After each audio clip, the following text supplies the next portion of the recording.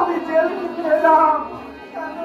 রণবীর, আমি দেখতে চাই ওসমানকে যারা অবহেলা করেছে তাদের মাথায় তুলে দিয়েছে না কারণ অভিশাপ। সেই সুযোগ আমি কাজে লাগাবো, পরে পরে তৈরি করবো ওসমানের প্রস্তাব। সারা জীবনীকে তারা অতিষ্ঠ করে দিবে, রাষ্ট্রের বিস্তারকে তারা প্রচন্ড ভাবে তোড়ে দাঁড়া দেবে, আর আমি তো তৃপ্তির হাতে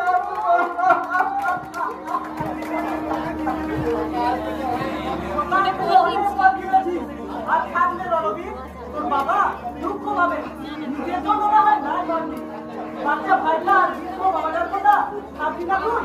না, কারো জন্য আমার ভাবনা নেই।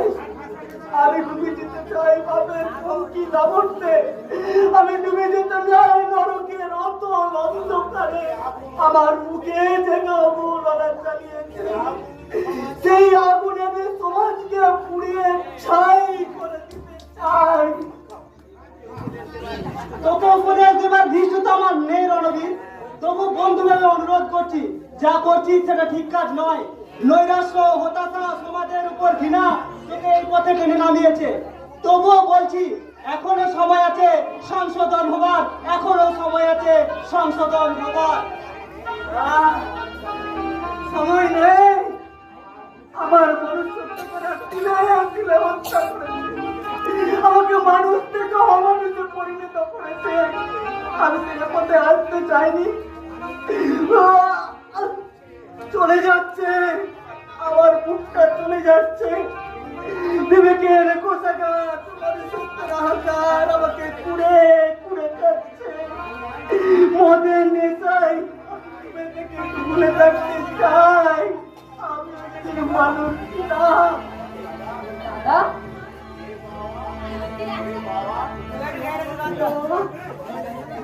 মাল কিনতে এসেছো?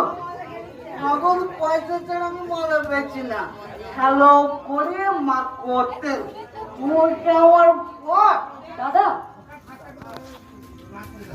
দাদা তুই একটু কাঁদছিস কেন রে? এই সকাল থেকে কিছু খাস না বুঝি?